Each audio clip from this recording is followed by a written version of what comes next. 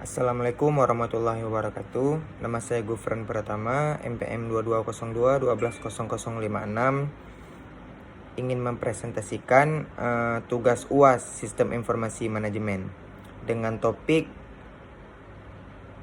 elektronik bisnis dan kerjasama global. Pengertian bisnis elektronik. Pengertian bisnis elektronik adalah segala aktivitas bisnis melalui media internet sebagai medium komunikasi dan transaksi. Sederhananya, elektronik bisnis memiliki unsur-unsur yang sama dengan bisnis pada umumnya. Hanya saja, segala aktivitas bisnis yang dilakukan memanfaatkan basis internet. Dengan contoh aplikasi, ada Shopee, Lazada, Tokopedia, dan lain sebagainya. Manfaat bisnis elektronik. Yang pertama adalah efisiensi operasional. Efisiensi operasional adalah landasan keberhasilan manajemen bisnis yang mewakili kemampuan organisasi untuk menghasilkan produk atau layanan berkualitas tinggi sambil meminimalkan penggunaan sumber daya. Pada intinya, efisiensi operasional adalah mencapai lebih banyak dengan lebih sedikit. Selanjutnya, peluasan pasar.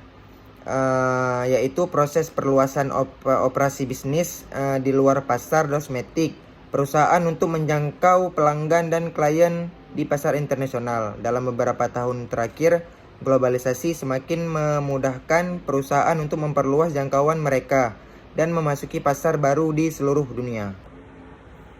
Selanjutnya, interaksi pelanggan. Interaksi pelanggan adalah landasan dalam membangun hubungan yang sukses antara bisnis dan pelanggan, baik itu mengumumkan produk baru, menjelaskan layanan baru, atau meminta masukan. Selanjutnya, kerjasama global. Definisi kerjasama global. Definisi kerjasama global adalah hasrat yang kuat dari berbagai bangsa di dunia untuk bersatu dalam suatu wadah yang mampu mempersatukan cita-cita bersama, merupakan dasar utama bagi kerjasama global. Selanjutnya, manfaat kerjasama global. 1. Perdamaian dan stabilitas kerjasama internasional dapat membantu mencegah konflik dan mempromosikan perdamaian di seluruh dunia melalui diplomasi dan perjanjian internasional. Yang kedua, ekonomi, yaitu di negara-negara dapat saling membantu dalam meningkatkan perekonomian melalui perdagangan, investasi, dan bantuan ekonomi. Kerjasama global juga dapat membuka akses ke pasar yang lebih luas dan meningkatkan pertumbuhan ekonomi. Yang ketiga, kesehatan kerjasama internasional. Dalam bidang kesehatan, memungkinkan penanganan penyakit menular secara efektif, serta meningkatkan kualitas layanan kesehatan melalui pertukaran pengetahuan dan teknologi. Selanjutnya, studi kasus pada bisnis UMKM kopi biji salak koplak. Bisnis adalah suatu kegiatan transaksi jual beli. Bisnis ini yang dilakukan melalui perangkat elektronik atau dengan internet, atau lebih singkatnya pengguna elektronik atau komunikasi untuk menjalankan sekaligus pengelola bisnisnya sehingga dapat memperoleh keuntungan. Elektronik bisnis tidak dapat bekerja tanpa strategi. Strategi elektronik bisnis dibutuhkan untuk mendukung arah strategi UMKM secara keseluruhan agar dapat sukses dalam menjalankan bisnis. Fokus masalah dalam penelitian ini adalah bagaimana strategi elektronik bisnis pada UMKM kopi biji salak koplak di Dusun Salaka, Desa Sembrono, Kecamatan Semboro, dan bagaimana analisis SWOT pada UMKM kopi biji salak koplak di Susun Salakan, Desa Sembrono, Kecamatan Semboro.